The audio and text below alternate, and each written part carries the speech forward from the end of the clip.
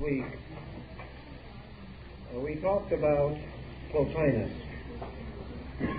and I told you something of the character and disposition of this remarkable man. As I pointed out, although he lived a solitary life and had no family of his own, he was surrounded for the greater part of his life by children and young people. He was the guardian of many distinguished Roman families, and through many years served very close to the needs of practical people. At the same time, he was a very deep and mystical person, perhaps one of the deepest and most profoundly mystical of all the great pagan thinkers. He had greater depth than Marcus Aurelius, a more obvious mysticism than Plato, and a greater strange internal humility than nearly any of the other Neoplatonists. Born in Egypt, he flourished principally in Rome and lived through the greater part of the 3rd century A.D. He lived in this critical period when a great world order was gradually vanishing, and he united in his own life not only the consolation that wisdom had brought to him, but a beautiful and heroic effort to give this consolation to others. And most of his writings are burdened with this gentle acceptance of the human need. And as we will try to unfold one of his shortest but best known works this evening, I think you will see something of the spirit of the man. Perhaps we can gather his spirit from his own words better than from the discussion or analysis of his character after all this time. We know that Plotinus was one of the few of these philosophers who frankly and openly admitted that he had passed through certain mystical experiences himself. The validity of his statements on these subjects is maintained by the quality of his work. There are many statements, even in this little fragment, which could scarcely come from a person who had not personally experienced something of the larger mystery of life. His essay concerning the beautiful perhaps summarizes some of the choicest of his doctrines. It is one of those small gems that sometimes fall from a brilliant pen and are remembered even after greater and deeper works are forgotten. Like Boethius on the Consolation of Philosophy and the Meditations of Marcus Aurelius Antoninus, the essay on the beautiful has become a classic, and it is regrettable that it is not more readily available to students today. We use for our discussion of it the Thomas Taylor translation, which was done in the opening years of the 19th century. The work is scarce but not rare, and with time and effort can generally be discovered. The essay on the beautiful is best introduced by a study of the Neoplatonic concept of beauty. And in this study, we know that much more is implied and inferred than our common usage. The Neoplatonists in the beginning considered beauty as an alternative term to be applied with the word good. Good with a capital letter was the Neoplatonic equivalent to our word God. And perhaps the word God can be traced to the same derivation, the idea of the good. Certainly we have the term, the good God. And this concept of the good presents deity in Neoplatonism as the object of the soul's desire. All things in themselves naturally aspire to the good. And any condition which arises by which this natural aspiration is thwarted, blocked, or retarded results in an infirmity to the psychic life of the person. The essay on the beautiful, therefore, is very important on a psychological level. It should be given a lot of thought today when we are beginning once more to contemplate the powers resident in the human soul. Good, as the object of man's eternal quest, is a substance in itself beyond definition. Because we must approach good on several levels. There are things which we commonly and daily regard as good. And these, for the most part, are the gratifications of desires. When things go according to our pleasure, it is good. When they go contrary to our pleasure, it is bad. Then there are other levels of good. There are good laws, which we may grudgingly accept, yet commonly acknowledge. There are good lives, relative terms, for that which constitutes goodness of living upon one level may not upon another. There are good books, about which there can be no common agreement. There are good days, in which our affairs run smoothly. Then there are good things that can happen to us. For the sick, the restoration of health. For the sad, the return of joy. For the burdened, rest and repose. Thus good, in our temporal way of consideration, means an end of a condition which is the opposite of itself. For evil to end is good. For good to end is evil. Thus we measure these things by a relative yardstick. And any improvement in our fortune is a common good as far as we are concerned. Then we have a larger concept of the common good, of working together, of building together, of sharing. We have these good things which come under the heading of virtues. We have moral good, which is virtue. We have spiritual good, which in itself is righteousness, or a state of acceptability before God and our own conscience. We have the goods bestowed by knowledge of arts and sciences. Now all these things may confuse us, as Plotinus points out. For is there a good that is apart from goodness and superior to it? Is there a principle or an eternal essence of good? And does this operate through things? And is its manifestation the source of goodness?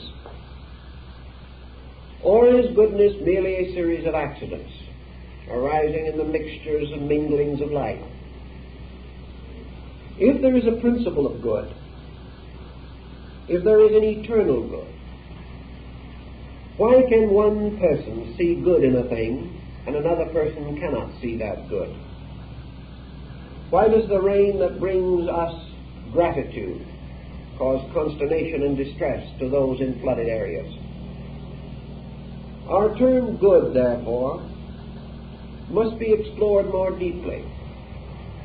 For we must search for that kind of good which is innate in the body of God, a goodness apart from things, an essential goodness, or as Plotinus might have called it, an intelligible goodness.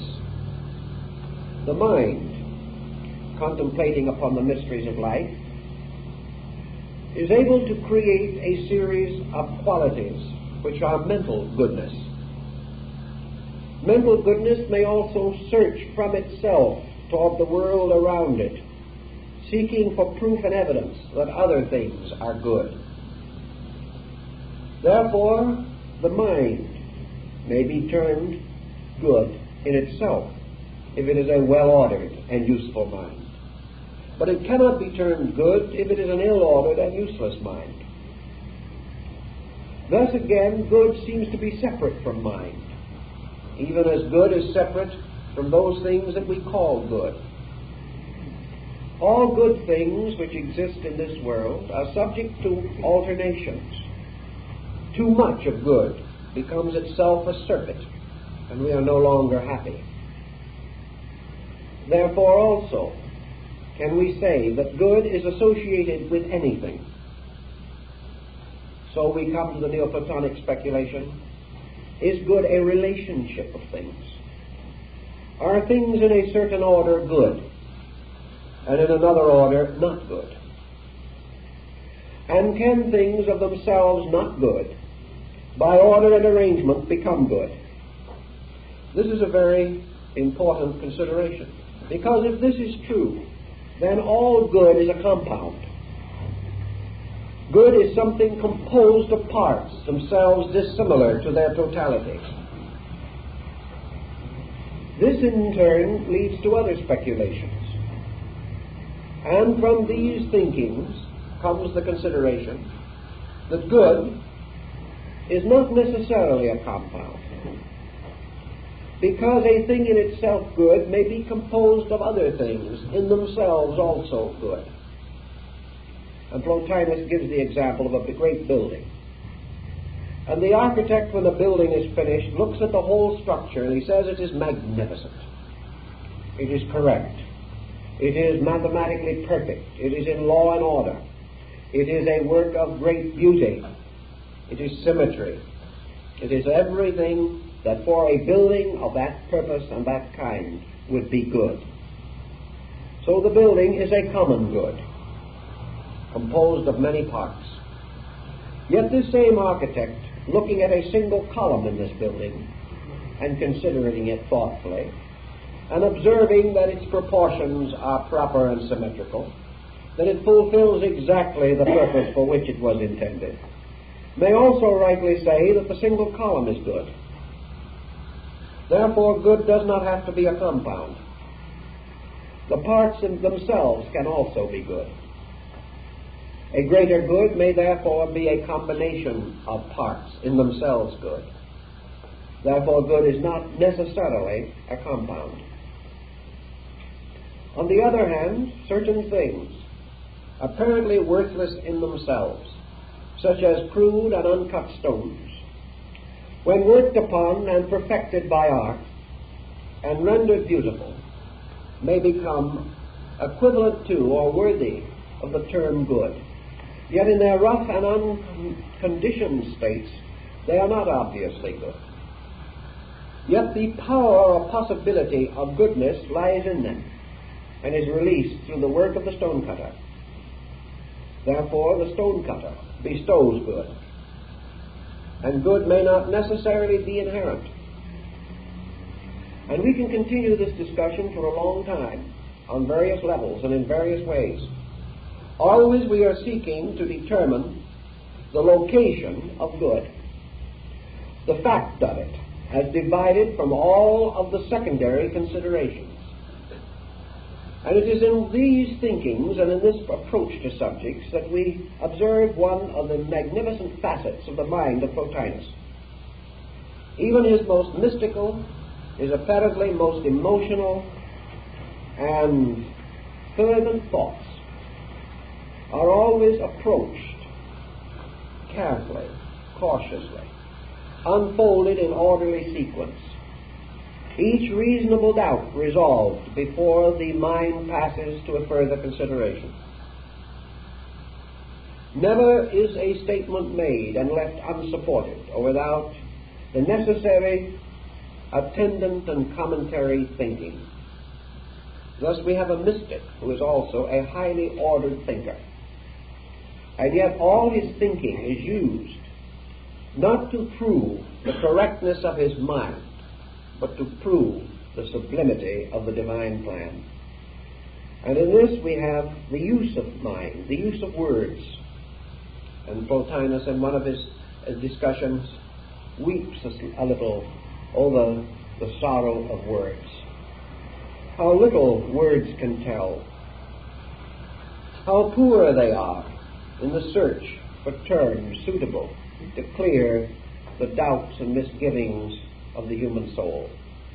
And yet perhaps there is no one in antiquity who used words more lovingly, more beautifully, and more exactly than this man, who would have been an inspiration to the best part of modern semantic thinking.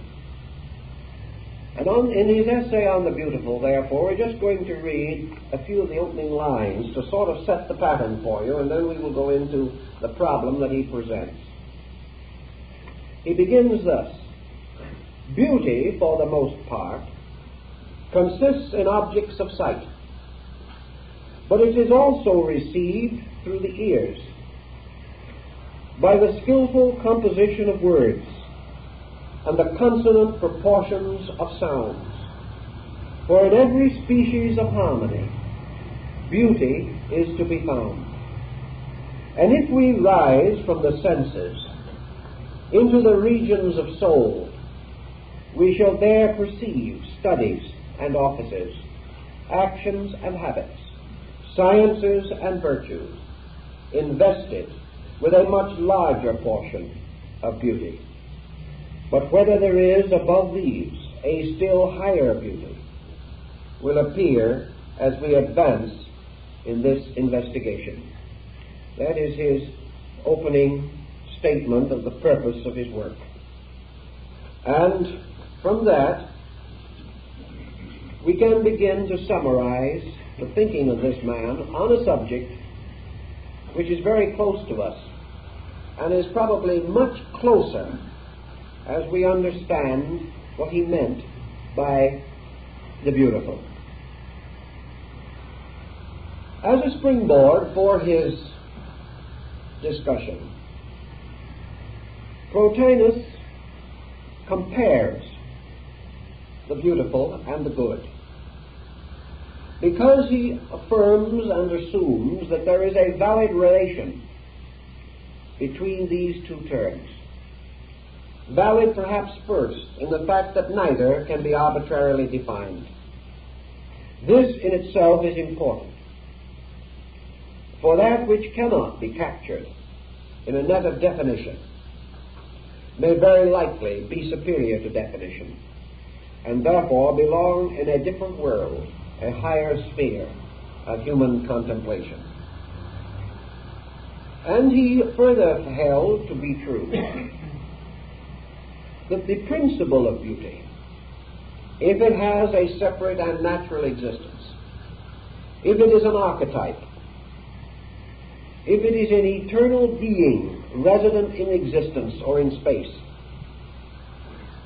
must be apperceived apart from its productions, or those things which we call beautiful.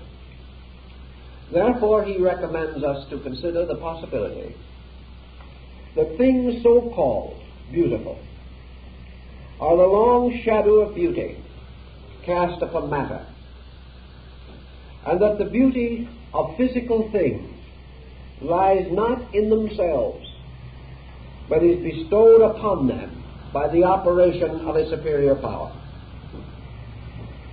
We may go so far as to see that Plotinus is identifying the term beauty with the Christian concept of grace, because beauty is a power for goodness, a power for healing, a power for health and well-being, eternally and everywhere available, and suitable to the perceptive faculties of various orders of living creatures. He then points out that for each species or genera, its own kind is beautiful.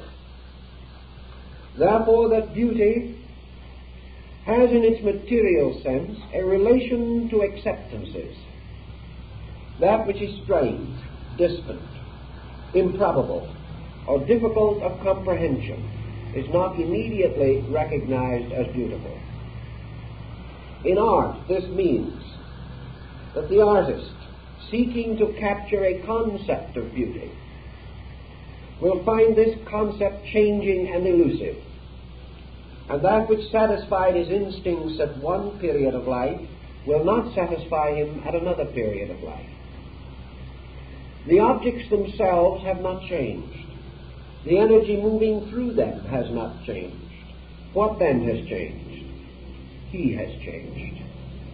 And the secret lies in himself. When the conqueror Cambyses is said to have approached the great temple of the Olympian Zeus for the purpose of destroying the building, he entered first into the great structure, and there gazed for some time upon the magnificent ivory carving of the face of Zeus, this gigantic structure, this statue, with flesh of ivory and robes of gold, seated upon its Olympian throne. And after he had gazed upon it for some time, Cambyses slowly fell to his knees, and the sword dropped from his hand, and he took an oath that he would not destroy that building or injure the god who sat there. Yet no one had spoken. Only ivory and gold had glittered before his eyes. What then had moved the conqueror? He himself said that he could not withstand the nobility of this splendid face that looked down upon him. And in this, then, can we say that the Olympian Zeus was dead, or that it was merely a form? Can we say that forms of this kind, statues, paintings, and works of art, have no life in themselves? They have some kind of a radiant power, a symbolic, magical influence.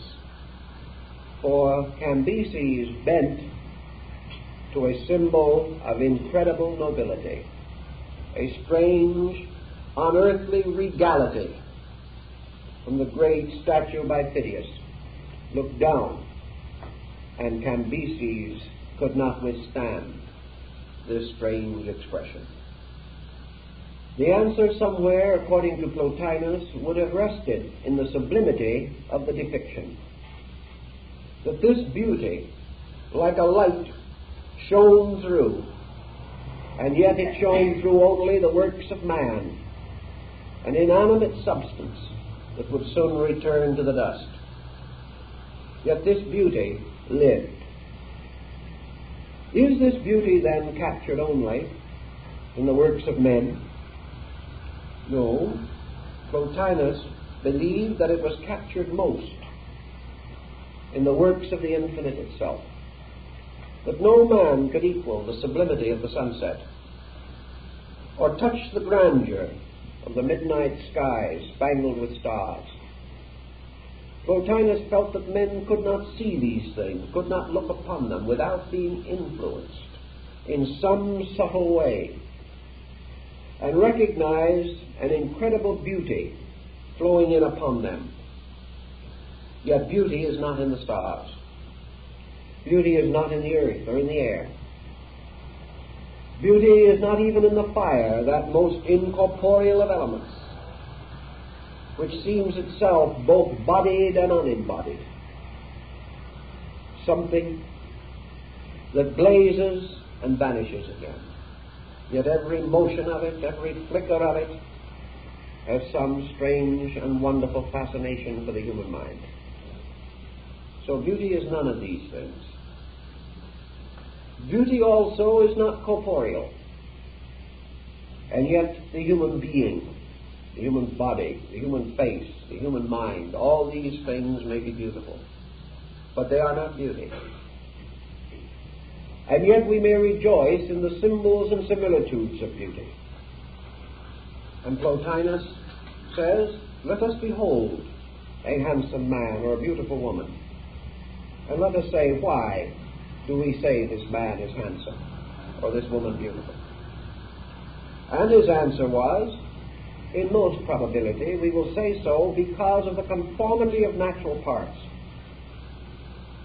We will say that the eyes are properly set, the nose is of due size, the face is well shaped, there is no violent asymmetry of parts or proportions, the whole form and structure corresponds with a norm, with that most stylish, most acceptable, most understandable by us.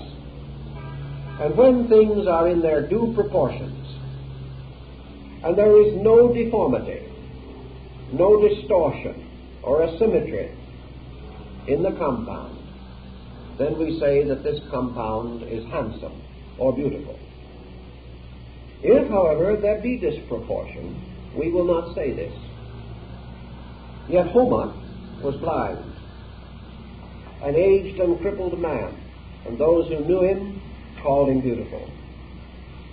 And Socrates, probably the homeliest of the Athenians, with his bandy legs, his short, awkward, heavy body, his bulbous nose, his strange, bulging eyes, declared himself to be so imperfectly formed that dogs, seeing him on the street, howled and fled with their tails between their legs. Yet the disciples of Socrates called him beautiful. Therefore, beauty must have some other existence. And those who are satisfied only with proportions and dimensions and arrangements of outward parts see beauty, accept it, and hasten on their way. Others, concerned with something else, some other value, may cling for a moment to the outer semblance of beauty, find it empty, and pass on to something else, wherein they find a greater beauty. They find the beauty of greatness of character, beauty of nobility of spirit, beauty of gentleness and humility of service. All these things likewise are beautiful. And as has been pointed out, there is also a strange, subtle beauty in a common ruin. We will find the broken pillars of an ancient temple, or an old arch lined with creepers, and artists will come from all over the world to paint the beauty of this wreckage. And so even these things can be beautiful, because there is a nostalgia in the human soul that rejoices also in that kind of beauty which the Neoplatonists call the beauty of sadness. Things do not always have to be beautiful and happy. Some things can be beautiful and sad. And why do these things that are sad seem beautiful to us? Usually because they release something. They cause some mellow reflection in our own lives. They revive old thoughts. They surround us with memories, some pleasant, perhaps some painful, but all rich, like the involved tapestry of some ancient loom. So we find beauty also in these things.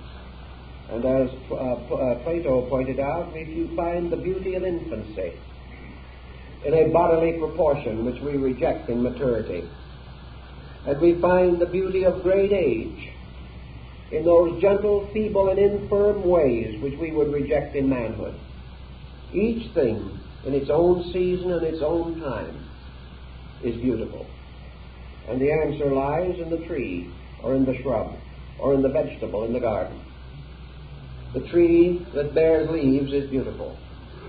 The tree that bears fruit is beautiful. And in these different periods, the beauty of the summer foliage, the beauty of the bare lines of the tree in winter against the whiteness of the snow, all these things are beautiful. So beauty is not summer, nor is it winter, nor is it youth, nor is it age. Beauty is something else. And so Plotinus naturally proceeds to search more inwardly for beauty. And he comes upon a number of excellent things to bring to attention. Beauty inwardly. extends from those most simple practices. The beauty of the mother meditating upon her newborn child, the beauty of young lovers, the beauty of strength performing works of virtue, the beauty of the man working in the field. All these things have inspired the poet, the artist, the musician, to great compositions, because each has recognized in some menial and common thing the mysterious shape of a satisfying beauty.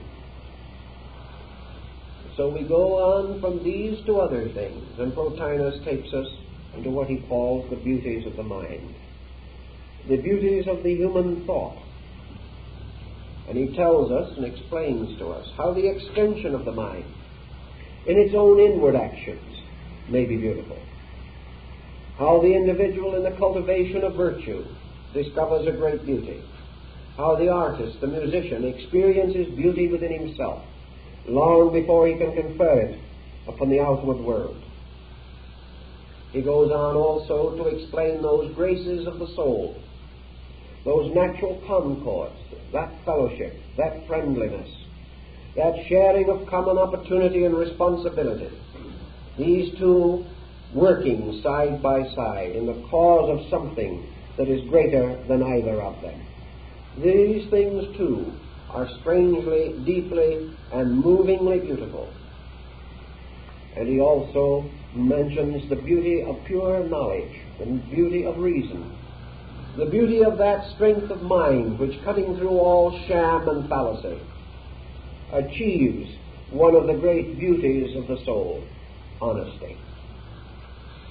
And therefore our philosopher gives quite a thought to the glory, the beauty, the sublimity of just good old-fashioned honesty.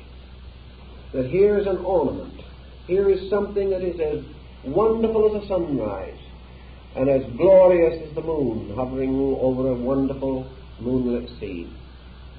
Honesty, then, integrity, stamps a beauty upon the mind.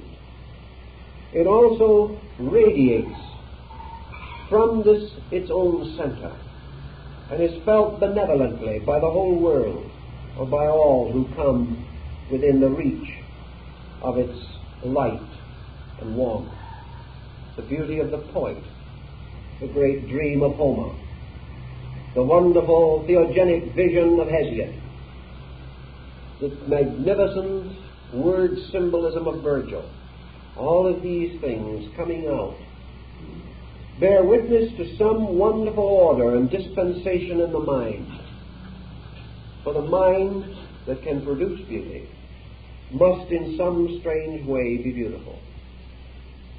Now that leads to other thoughts. Man is a compound creature with many members, dimensions, and parts. In all these he may not be beautiful, but in something he may have an excellence that is significant. Thus men may not in all things be temperate, yet they may achieve some outstanding work. But, as Plotinus points out, not in this essay, but in other works, the achievements of men, by the beauty within themselves, can be divided into two orders. If beauty arises in a temperament, itself imperfect, then that beauty must move outwardly and produce effects upon the physical world or upon the objective life. Thus a man who is not great in morality may clear the weeds out of a field and restore it for the harvest. A man whose life is intemperate and disordered may, like Richard Wagner, compose great music. Yet all the things which he does belong to the objective world, because without balance of temperament, man can carve and cut and hew. He can fashion and mold and design according to the laws of the sciences with which he is informed. But these productions, the result of an imperfect knowledge of beauty, have within them the impermanence which is the mark of this incompleteness And as the Oriental philosopher might say, only when man is perfect can he produce perfect beauty. And when he produces this perfect beauty, it is immortal and can never perish. But everything that is the production of imperfect or immature beauty is fragile and must have an endurance and then must vanish away.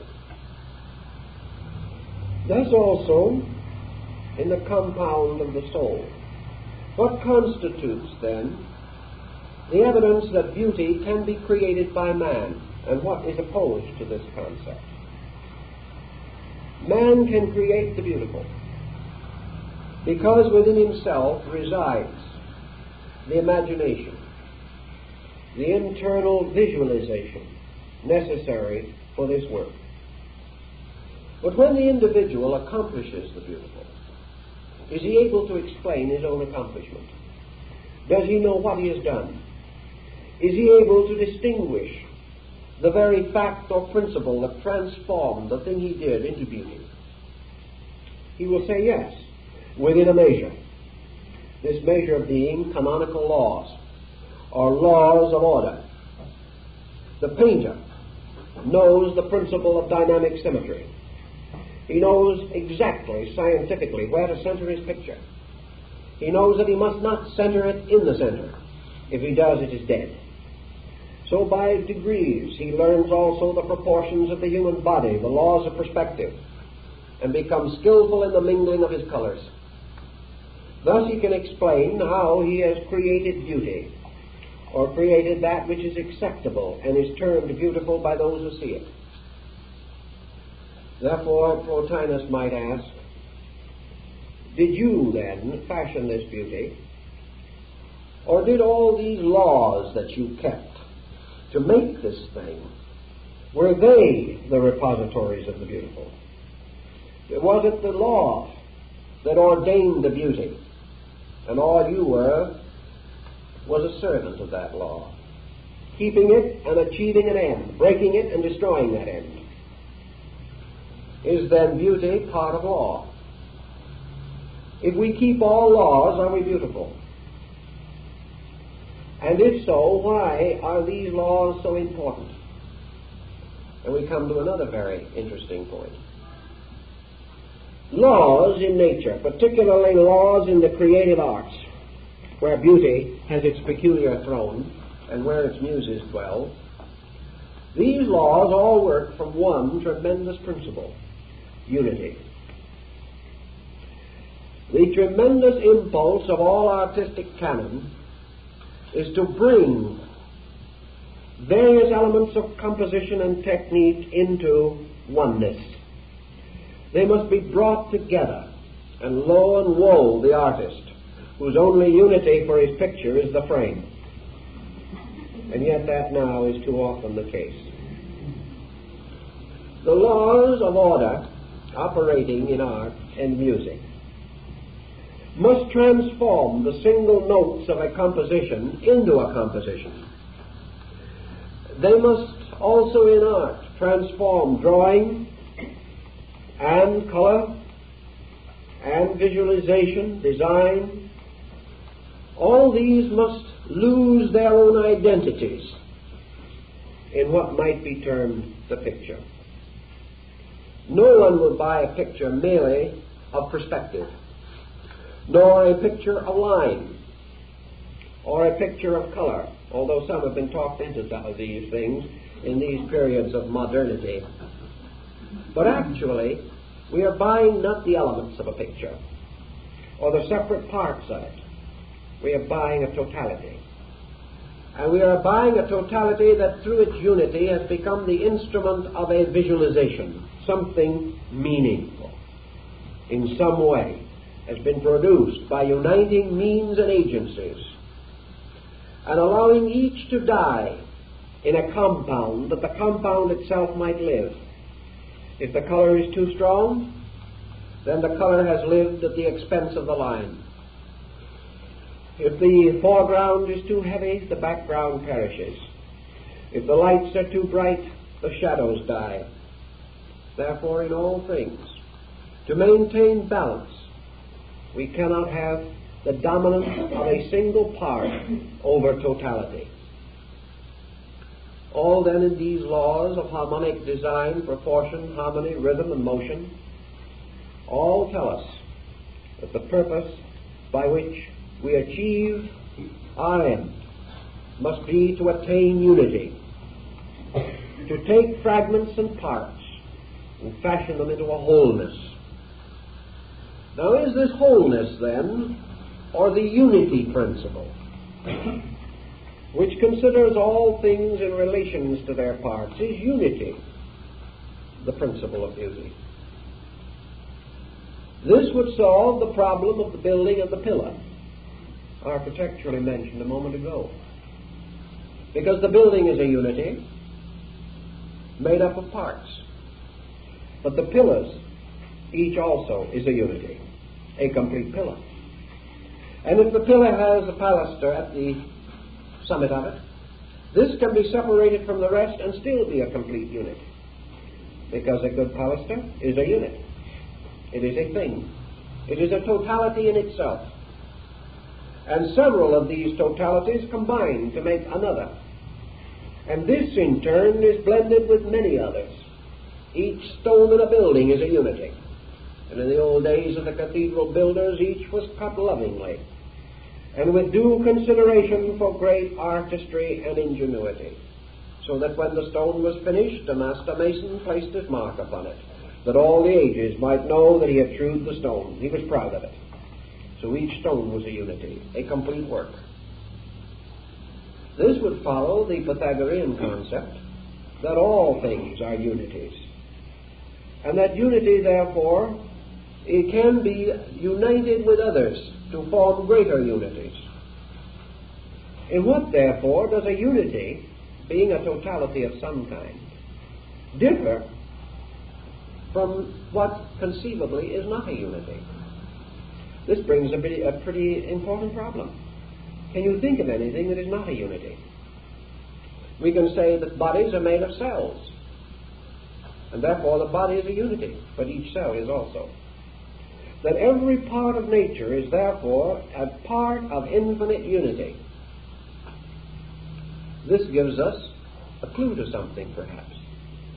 Is beauty, then, unity? And is it therefore present in all things, either in larger or smaller units? And as everything must be the totality of itself, is this totality then inevitable? And is this totality beauty? If such is the case, then beauty, archetypally, lies at the root of every existing thing which by existence has an identity. And every existing identity is a unit of beauty. Thus life, being, and beauty, and the good come into a strange and wonderful identity. Plotinus, however, is not quite certain of this point either. Because Plotinus, while he identifies platonically and neoplatonically beauty and the good, declares that while these, as far as man's consciousness is concerned, cannot be distinguished one from another, that there is a priority in reality itself, and that actually the good is prior to the beautiful. Therefore, that the good may be considered to be the fountain of beauty. And the reason why the good is regarded as the fountain of beauty is that the good contains completely in itself and in abscondita the law which is beauty. In other words, Plotinus now advances the possibility that universal law emanating from the good, and therefore of itself an eternal good, flowing as from a farther fountain, produces forever and continuously restatements of itself in the process of creation. Law is essential to good. It is the witness of that which is forever rightness. So we come to one of the great arguments of Aquinas, and we must finally conclude that a thing is because it is good, and therefore that at the root of being, the creating power inevitably decrees the good.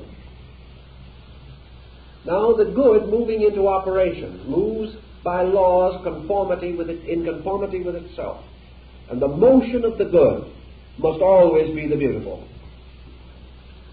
because the beautiful is now dynamic. It is the firstborn of the good. Beauty, therefore, applied to the Christian concept of the Trinity, would correspond to the second person. It is the Son. And as the Son bears witness to the Father, so beauty everywhere bears witness to good. Good, which is man's moral statement of oneness, or the eternal. And in this same course, by the analogy to the Trinity, beauty is also the Redeemer. For that which is created by law is perfected by beauty. And all motion in nature, according to law, is beautiful. And contrary to law is not beautiful. In order to go further, we must go a little aside into other works of Plotinus to decide why something cannot be beautiful, or is not beautiful.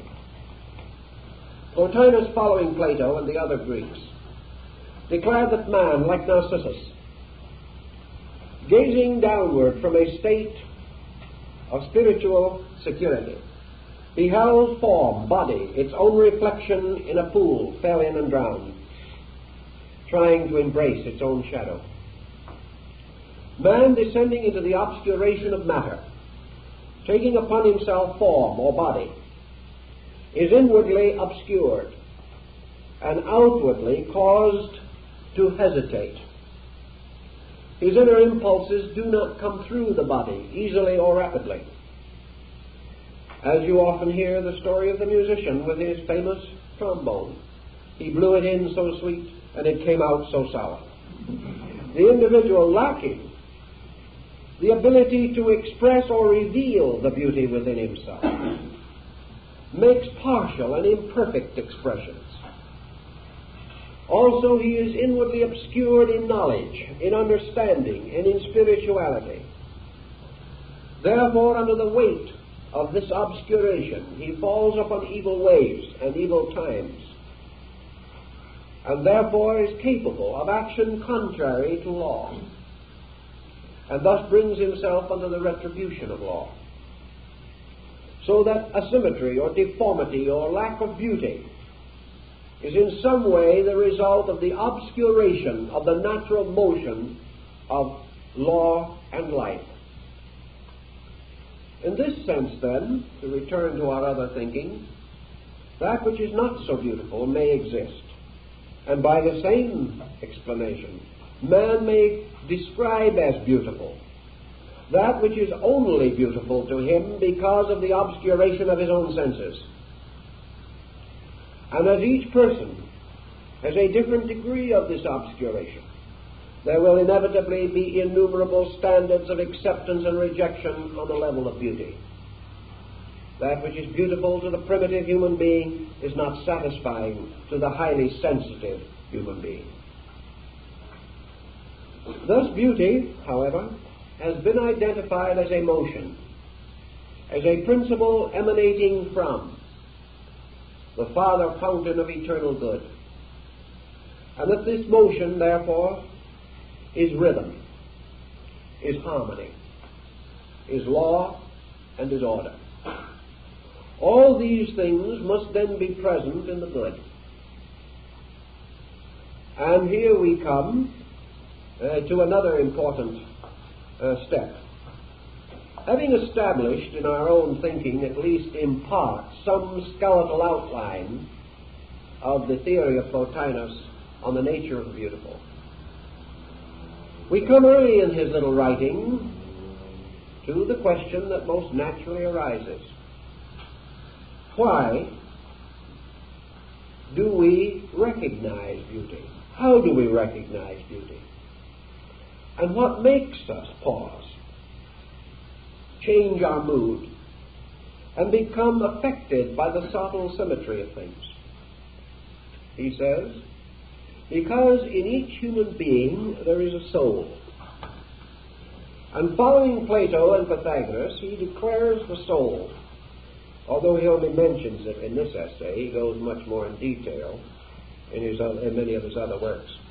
But we'll have to occasionally borrow from the other essays, and we can't note each one as we pass because it would take too much time and burden the discussion. But everything we are saying is derived from some writing of Plotinus. He explains that the soul of man, following Plato's concept, is a mathematical formula. Now, this does not mean that it is merely a series of lines on some invisible sheet of paper. It is a living formula. It is an archetype. It is a magnificent geometric entirety, a unity, like some strange, perfectly formed snow crystal. The soul may therefore be mathematically defined, analyzed, and will be proved upon analysis to be of its own substance and nature, balanced and equal in all its parts, having no deformity or deficiency, and suffering from no privation of excellence in any of its qualities. This soul, then, is like the diamond soul of Tibetan Buddhism. It is a radiant manifestation of eternal law, a full realization or revelation of the power of the one flowing through the beautiful into the good. The soul is therefore unity. And in man it is a superior unity, the most complete unity of which he is capable of personal and immediate experience. Now, Plotinus implies that, as the poet says, the eyes are the windows of the soul. But he also tells us that the ears may also bring messages, and that the hand may bring reactions from touch as to shapes and textures of things. And the Chinese go so far as to say that the tongue and the taste buds can bring us the most spiritual enjoyment, simply because all of these reflexes of pleasantness, of law and order, of propriety and symphony, even going into the preparation of a dish of Chinese food, all of these things are part of a pattern and a plan. Chinese believe a man digests his food better if the texture, the color, the flavor, the degree of temperature, and the size and shapes of the individual morsels are carefully considered. Thus, through these windows, these sensory perceptions, the soul gazing outward is forever fulfilling or seeking to fulfill its own expectancy. Let us say for a moment that you spend 20 years in the study of art, and as a result of all that very serious and conscientious endeavor, you become what might be termed sensitive to art, truly sensitive. Is it not then true that wherever you look in your daily wanderings, you will see art, because you have trained yourself to see it. You have an appreciation of it. Furthermore, you will naturally decide that some things are more artistic than others. You will look at a landscape of beautiful trees against the sky, and you would say that would be perfect if one tree was not there. Something has broken the pattern. Therefore, if you paint that picture, you would leave that tree out to meet the aesthetic standard of your own appreciation. Going into an art gallery, you would with greater discrimination turn inevitably to better pictures. And you would say with the simple Oriental artist who would explain nothing, describe nothing, would comment on nothing, but would stand in front of a picture and simply say, "It pleases me." This was because it satisfied. If then we can train one small part of the soul through discipline to have this selectivity, and to also to gain a new and unexpected pleasure from the observance of that which fulfills its own requirement, therefore nourishes it, or sustains it, or justifies its own inward conviction of itself, then, says Plotinus, we accept the beautiful, because the soul in us, being in itself beautiful, rejoices in beholding its own likeness in other things. Always, therefore, that which brings to us the feeling of beauty and the joy, the thrill, the great contentment of spirit that comes from the satisfaction given by the beautiful. All of this is merely a reflex from the soul telling us that it has found that which is like itself. In another essay, Plotinus explains in almost identical terms the meaning of love. For he says that love is that longing for completeness or for unity within the soul, which is ever seeking to restore the fragments of its own nature, and finds in the world someone who seems to bring more completeness to its own life. So beauty as experienced as giving pleasure was under the criticism of that great critique, the soul itself, that which determines proportion, that which accepts only according to its own pleasure. If this soul, therefore, is awake and has been strongly cultivated, it has a greater and nobler concept of beauty, but even in its most imperfect and deprived state, some ray or fragment of it is still powerful enough to seek fulfillment. And the primitive artist finds fulfillment in the crude figure that he has carved. For him it is beautiful. But always that which is fulfillment, that upon which our own consciousness has turned with acceptances, brings to us joy, brings to us the satisfaction of beauty.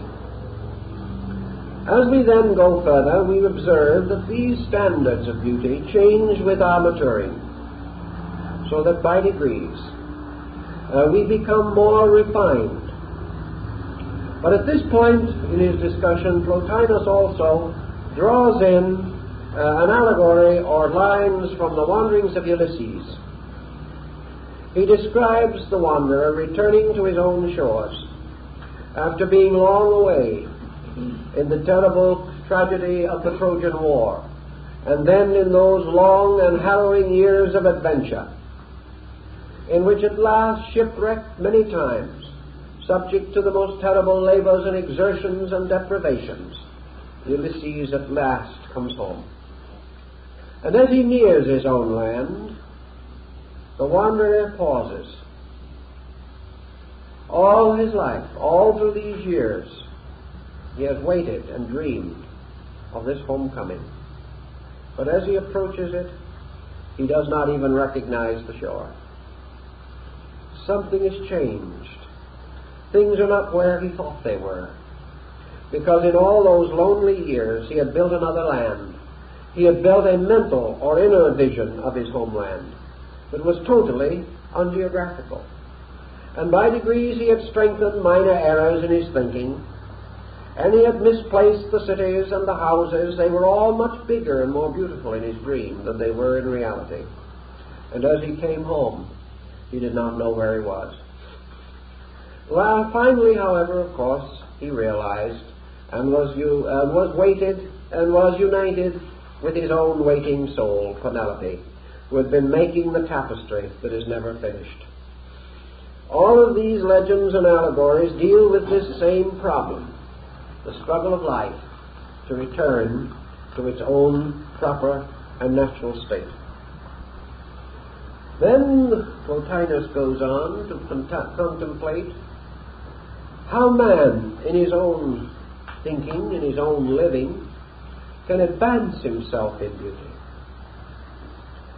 And he examines beauty on the level, we might say, of order, of that golden mean which is summarized in the statement of Socrates, in all things not too much.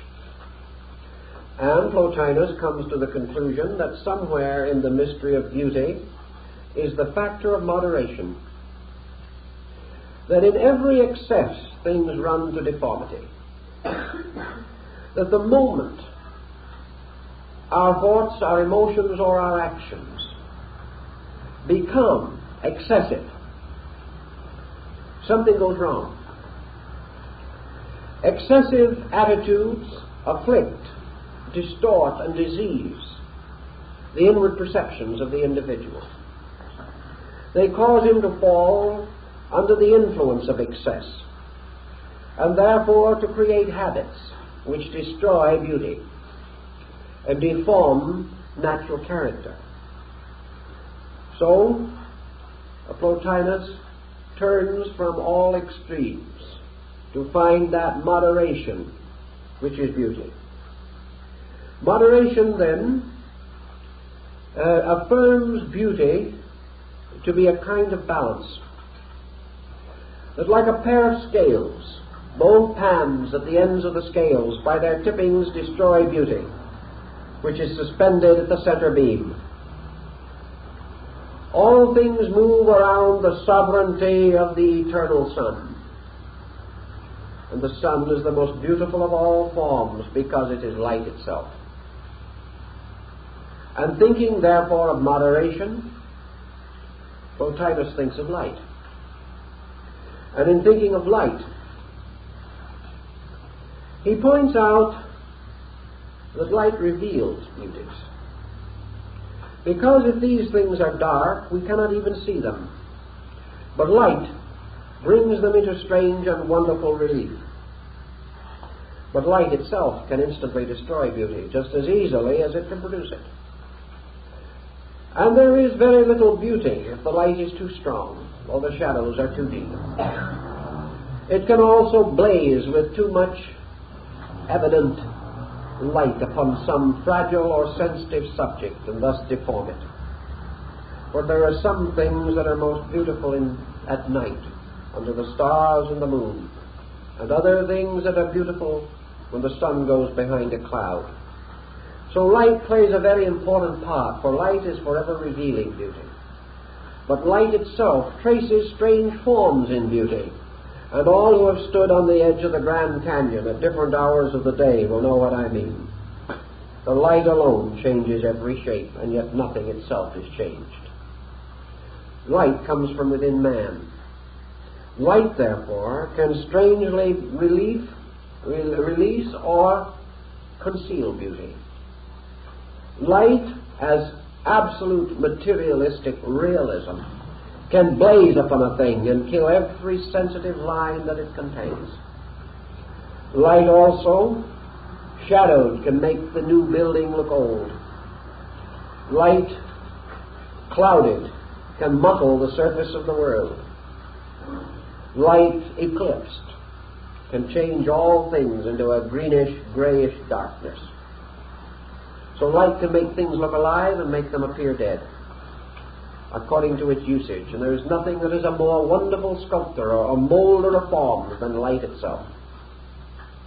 If light, therefore, can by these processes change things, then light can also empirically release, reveal, conceal the beauties of things as they are. This light in man can do these things also. The light of cold reason is one kind.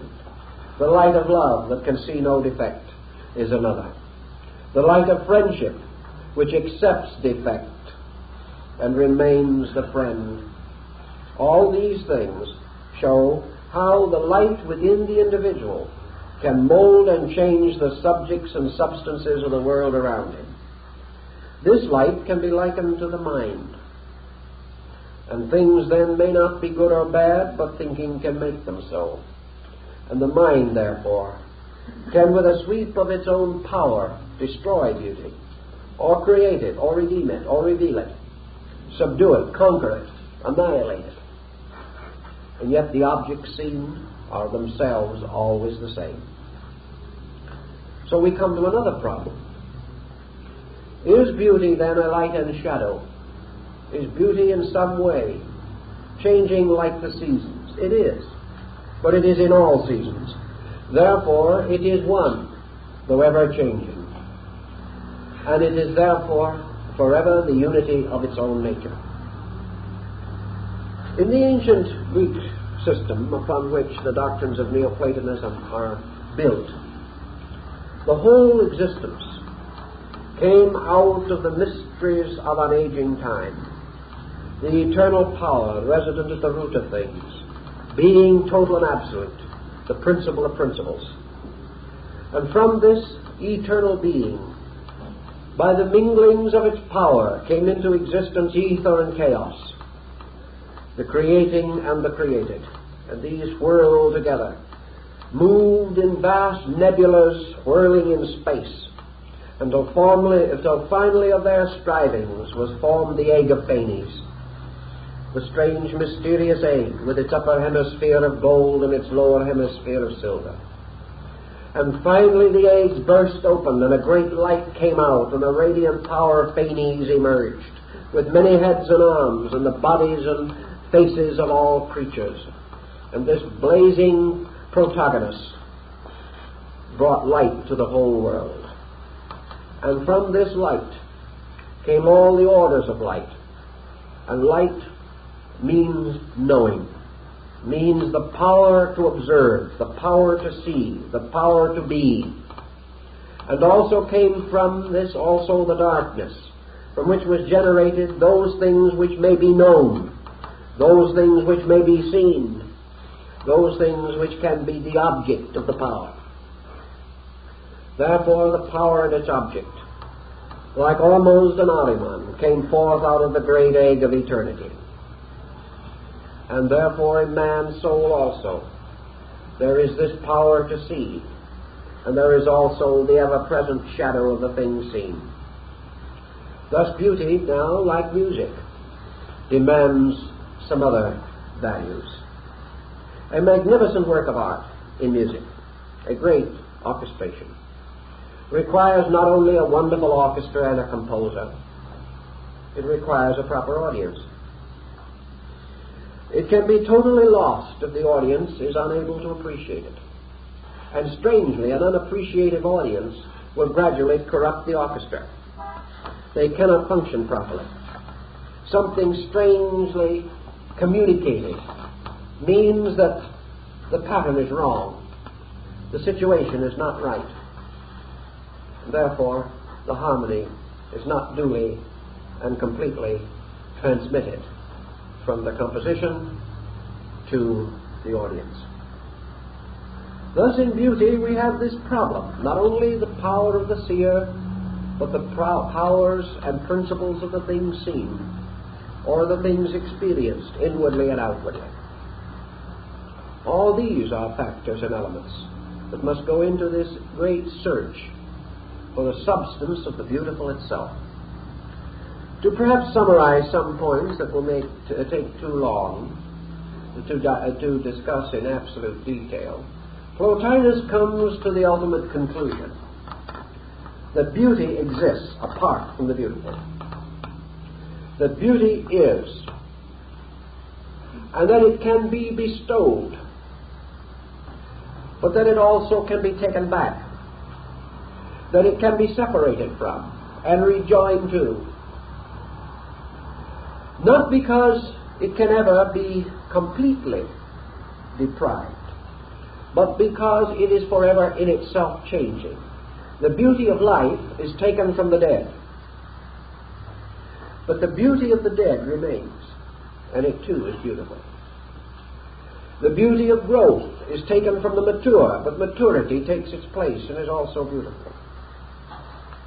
Yet these beauties are not the same. Therefore, they cannot merely arise within an organism. They are the adaptations of organisms to a principle. And each change in that organism reveals another aspect of something superior to itself, the principle of beauty. Thus, there are many different musical compositions, may all be beautiful, but they are not the same. Therefore, beauty is not locked in any one of them, or it could not be conferred equally upon another. Nor is beauty locked in sound, nor is it locked in light. Therefore, beauty has an existence apart from these things because it is superior to them. And it must be superior to them, or it could not be diffused through them variously. If it was identical with them, or co-eternal in them, it would be restricted by them, and some things could not possess it at all. Actually, there is nothing which cannot potentially possess beauty, or in which the potential of beauty is not present. We may not see the beauty of the horse in the gangly colt, but it is there, coming into manifestation. We cannot see the beauty of the oak tree in the acorn, but it is there. Therefore, beauty has a subsistence apart from forms. Second proof, it can exist where forms do not exist. Therefore, it can exist apart entirely from such symbolic shapes and shadows as we associate with form. Beauty can exist in the pure substance of idea. Idea is without shape, but it has a nature. It is therefore archetypal. An idea may be symmetrical, though without a body. An idea may be harmonious, though without a shape, form, or dimension, as far as we can recognize the same. And because beauty can exist in both the form and the formless, it must be superior to both form and formlessness. Because no thing can exist in two separate states unless in its own nature it is superior to both states. If it is not superior to both, it will be locked in one. Thus we go back to the problem of the priority of knowledge in the Pythagorean theory. Pythagoras bestowed priority upon mathematics and considered mathematics the symbol of absolute beauty. He made a triad of mathematics, astronomy, and music. But he pointed out that both astronomy and music require mathematics, and that it can flow into either and must. But if you remove either astronomy or music, you do not destroy mathematics, because being capable of being diffused through both other sciences or arts, it is superior. But, conversely, as a proof of superiority, if you destroy mathematics, you destroy both astronomy and music with it. So that which by its destruction destroys all dependent upon it is superior to them. And that which by its destruction does not destroy, that which is superior to itself in this concatenation, is by this virtue inferior. Thus, any beautiful thing can be destroyed. War has shown us that. Yet beauty is indestructible, therefore it cannot be identified with these things. Beauty exists in every art and science, therefore it cannot be identified with these, at least not one in particular. Having a separate existence in the state of morality, it is therefore resident in the soul. But it is not morality, although morality is a reflection or a specialization of it. The sublimity of the intellect may also be a manifestation of beauty. For the perfect mind, perfectly thinking the thought of God, is supremely beautiful. Yet beauty is not mind. Also, beauty is not merely thought. Because if beauty was thought, it could not exist in the mindless. But it does. It exists most magnificently in a crystalline structure in a rock. Beauty is therefore superior also to mind, because mind can go and beauty remain. We know that, because beauty was here before mind came. Therefore we can have no doubt. We also have the thoughtless beauty of children, which arises from their natural instincts and not their thoughts. And we have the magnificent beauty of the flight of a bird, or the leap of a deer. Yet these things rise not from philosophy, nor morality, nor ethics, but from the instinct and nature of these creatures. Therefore beauty lies in instinct also, not in mind alone. Then we can go on beyond the mystery of mind. And we can find that the mind, deeply and gravely perturbed, cannot achieve beauty because of its own disturbance.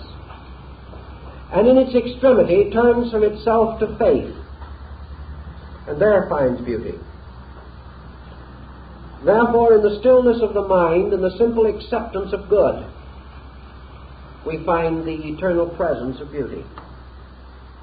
And perhaps there is nothing more beautiful than man's simple and complete acceptance of the reality of the divinity of things unseen and unknowable. Thus man, reaching toward his Creator, builds convictions, patterns, dreams within himself, some mental and some surpassing mind. Socrates, shortly before his death, thinking of the condition of the state into which he was to pass, declared that factually he had no knowledge of this state, that to him it had always been an unexplored country which he longed to visit. He knew that to visit that country by drinking the hemlock, he must leave not only his body, but perhaps his mind also, certainly his physical brain. That he might, as he says, be going into an infinite sleep from which there is no awaking. Also he might be going into this better land than he had ever known. He might be going to this world where the gods dwelt, and where all the answers were for the questions that he could find no answers in his books or in his world as he knew it. And so at the end, not with great thought, but with the faith of a small child, Socrates went forth to the great adventure, completely at peace. And his disciples knew that this peace was also a kind of beauty. For there is great beauty in great peace. And peace comes usually not from the mind, but from the relaxation of the mind in the presence of something vaster than itself. The beauty of prayer comes not from thought, but from faith. Because man cannot even clearly envision in his mind the substance of that to which he prays. Yet in his faith he finds a great peace. And this peace is order. And this order is the internal experience of law. The sense that all things are inevitably right. And the realization of this rightness is in itself an effulgent beauty within man. And so we quest onward to the beauty, to that which is essentially the principle of beauty. And it vanishes, as Plotinus tells us, in the effulgent nature of the One, the eternal God, in whose heart and soul the roots of beauty are hidden, which man cannot in that substance or immediate apperception know. Now Plotinus was a man with very practical thinking in his mind, and to him the concept of the beautiful implied man's quest of it, or the power of man to increase in beauty, to increase in his own internal apperception of this quality. Therefore, I'm just going to read a few more lines from the more mature part of this essay, in which it is gradually reaching this climax of utility. But you will ask, after what manner is this beauty of the worthy soul to be perceived? It is thus.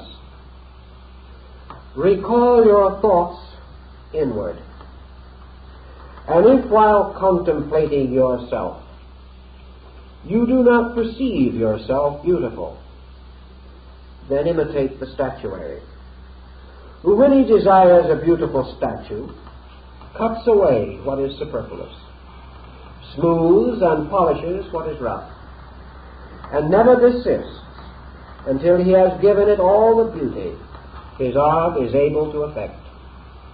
In this manner must you proceed, by lopping what is luxuriant, directing what is oblique, and by purgation, illustrating what is obscure. And thus you continue to polish and beautify your statue, until the divine splendor of virtue shines upon you, and temperance, seated in pure and holy majesty, rises to your view. If you thus become purified, residing in yourself, and having nothing any longer to impede this unity of mind, and no further mixture to be found therein, but perceiving your whole self to be a true light, and light alone, a light which, though immense, is not measured by any magnitude, nor limited by any circumscribing figure, but is everywhere immeasurable, as being greater than every measure, and more excellent than every quality.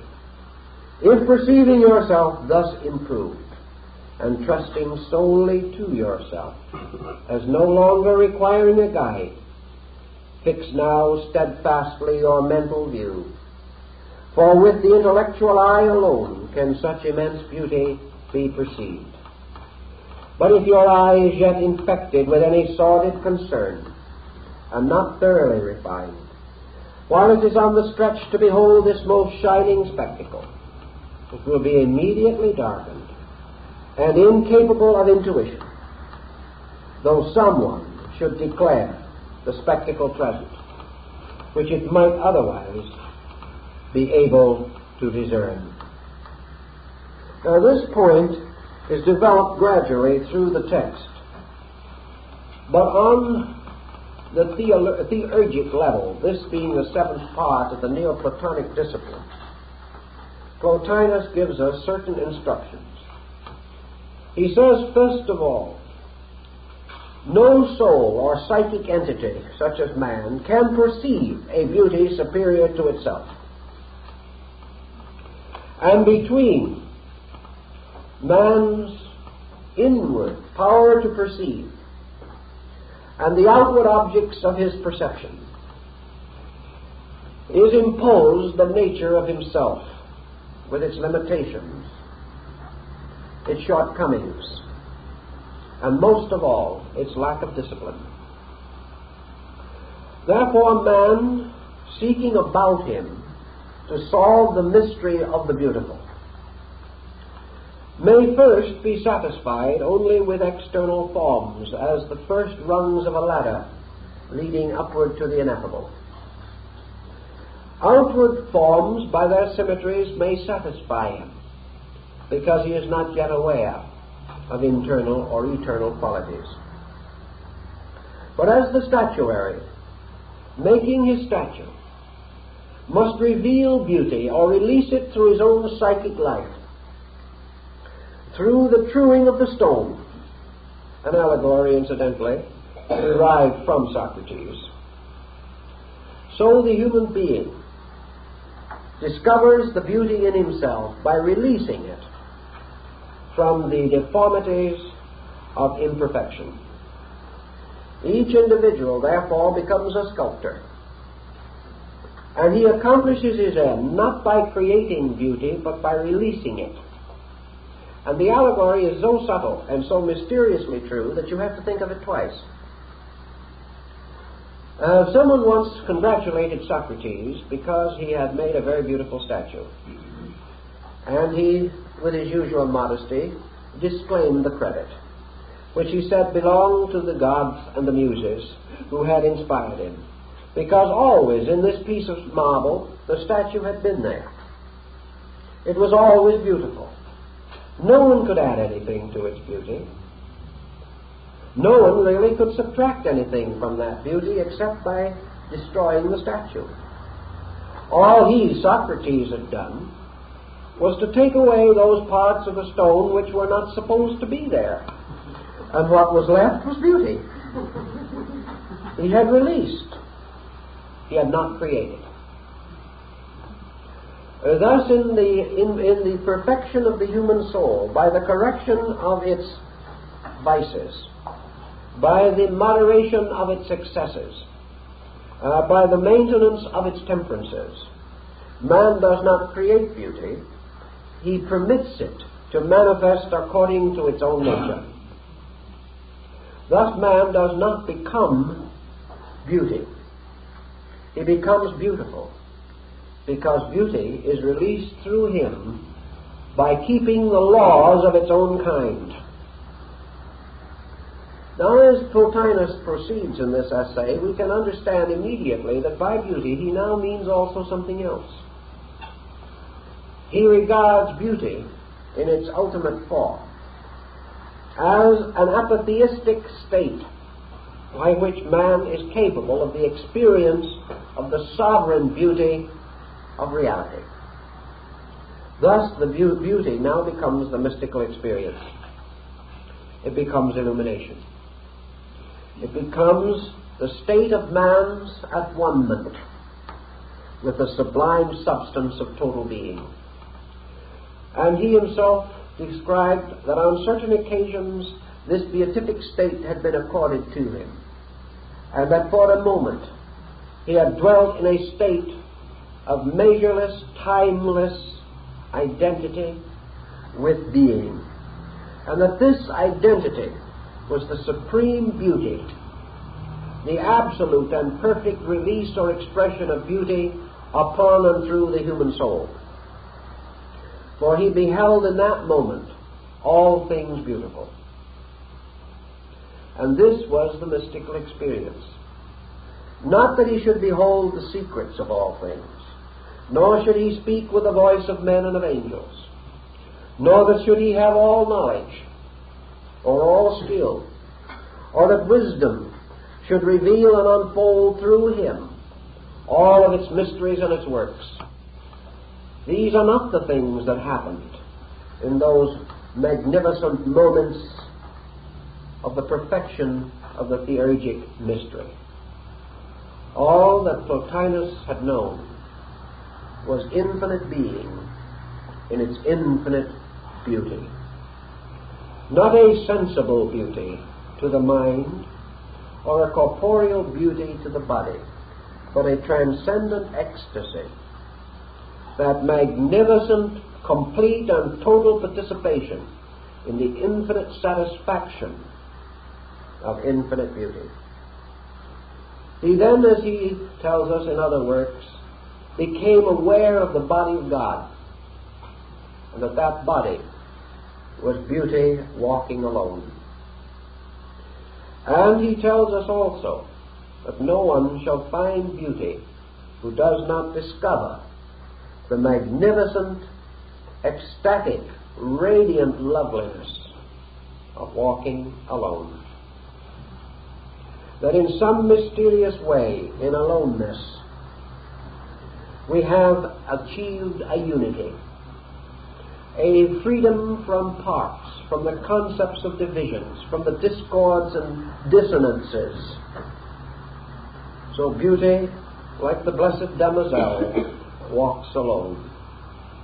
Even as in the dawn of time, according to the story in Genesis, the Lord walked in the garden in the cool of the evening. And this experience of the immanence, the omnipresence of deity, as the exquisite expression of perfect beauty, is not merely the experience of an artist.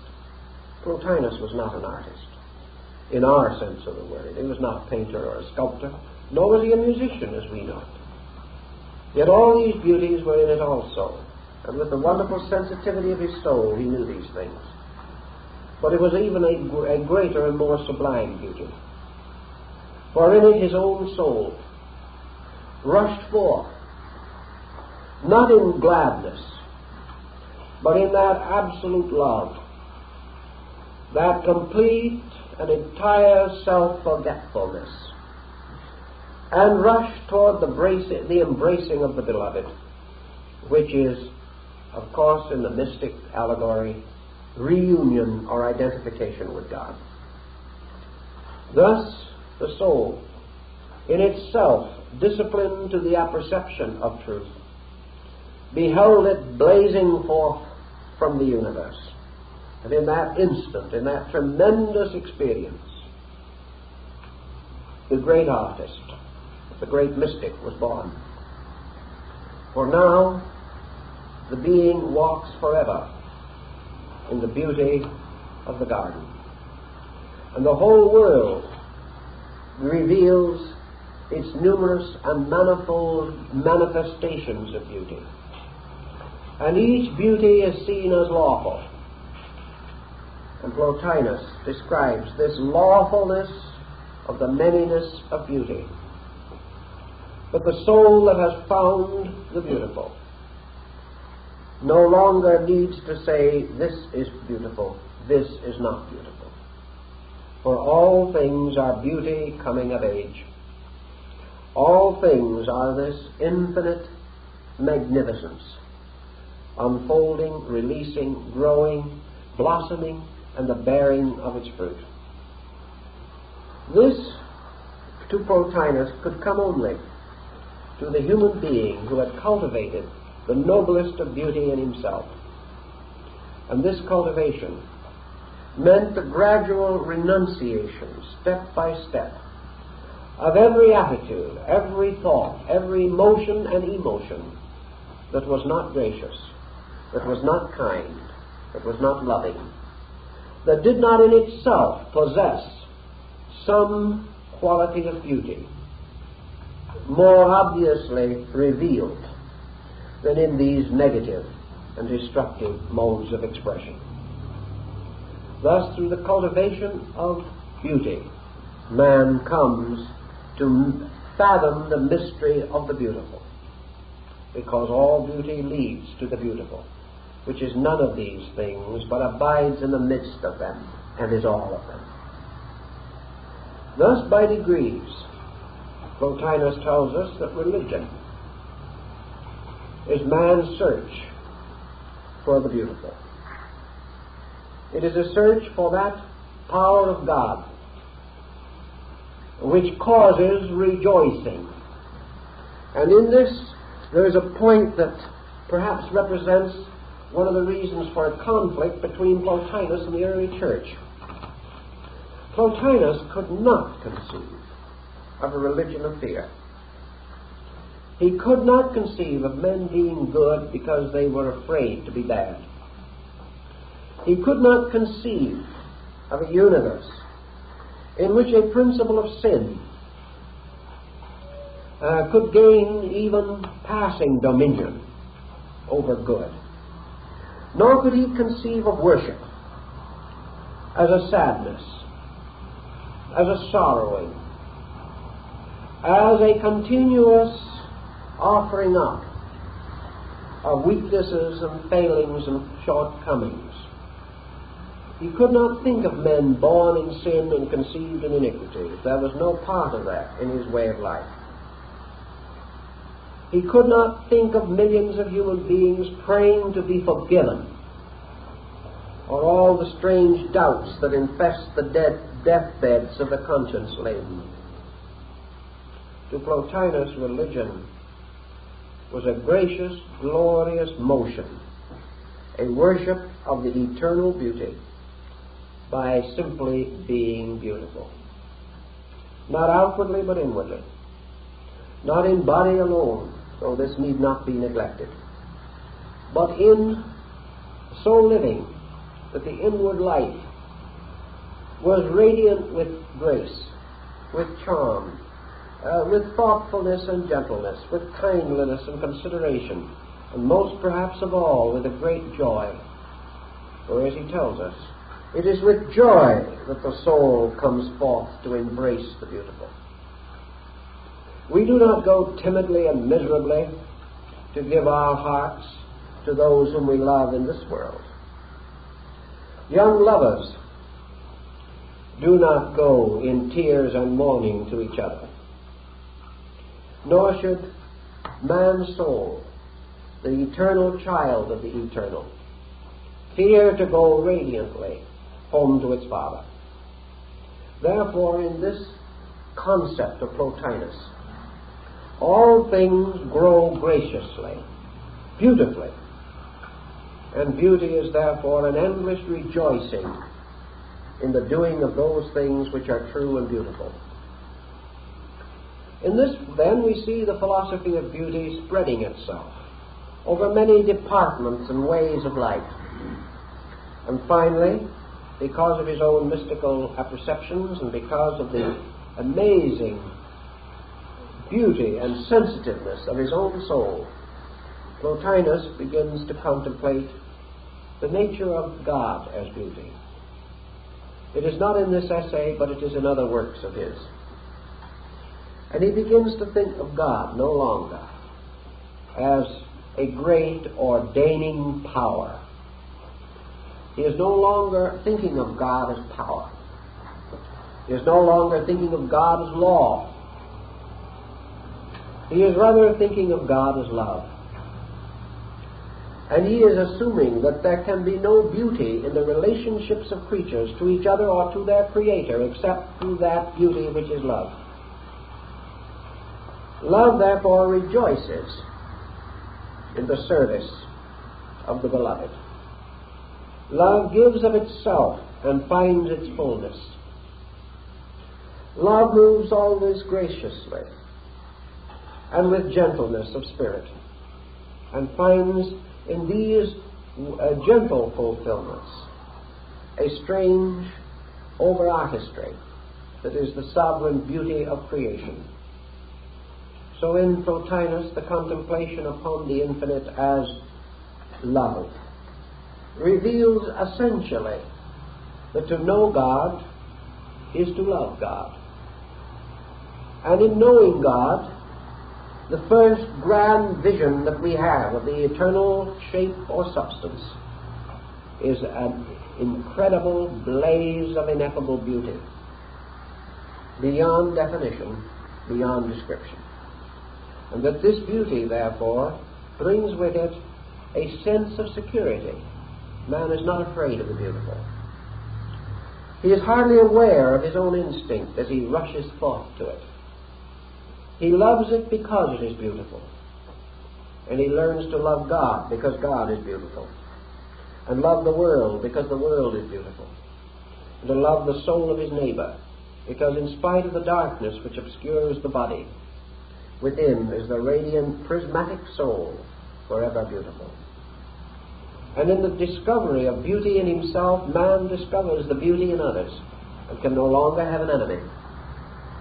In discovering the beauty in himself, man gains an incredible patience because he sees how difficult it is when he disciplines his own nature to release and redeem this subtle quality of beauty within himself.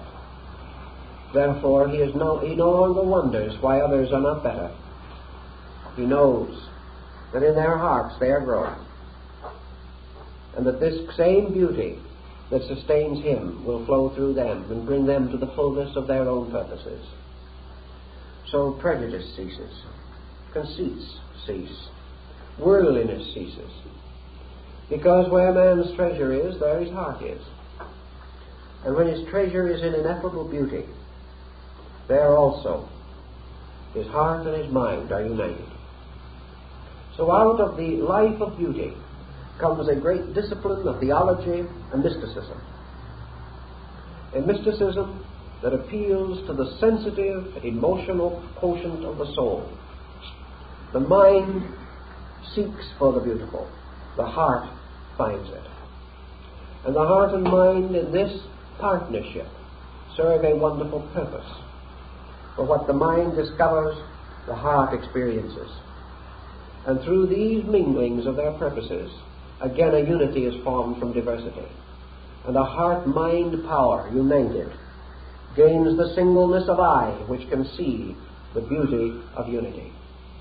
So Plotinus says, as man brings his own nature into a unity, he is capable of perceiving unity, which is true beauty. As long as there are two faculties in his own mind, there will be two factions in his world. As long as he himself thinks of 9 parts of his own character, he will find 9 men outside of himself. He will find 9 kinds of life if he lives 9 kinds of life. But when in himself he lives but one kind of life, he will then find in the world only one kind, because he has discovered it. And when man, through his growth, has gradually overcome all difference and division, until finally he can find and establish a one life in himself, in that instant, the universe blazes forth the mystery of one life. And only the one who has brought his own parts into a greater unity can ever experience God, the supreme unity. Because the things that man and God have most in common is the union in themselves. Thus, any being which achieves the complete possession of its own parts and organizes them into a purpose pattern, by that unity partakes of all unity existing in time and space. This unity, again, is another name for sovereign beauty, and so the story goes. Out of it then comes worship, a most simple meditation, a purifying of life, and the simple summary of all of the Plotinus disciplines, namely, that man approaches truth, achieves peace, attains eternal security by restoring the oneness in himself, and that in this restoration his most wonderful and acceptable and useful instrument is his appreciation for beauty. For wherever it is a little living thing, growing perhaps in the shadow of the dead. Wherever the green branch of beauty is to be found within man, there is life. And while that life remains, it can grow and achieve its own immortality. Man's love of beauty is the final proof, therefore, of his possible attainment of all good things. And that he has beauty in himself decrees his ultimate identity with deity, the supreme and complete power of beauty in the universe. Well, our time is up.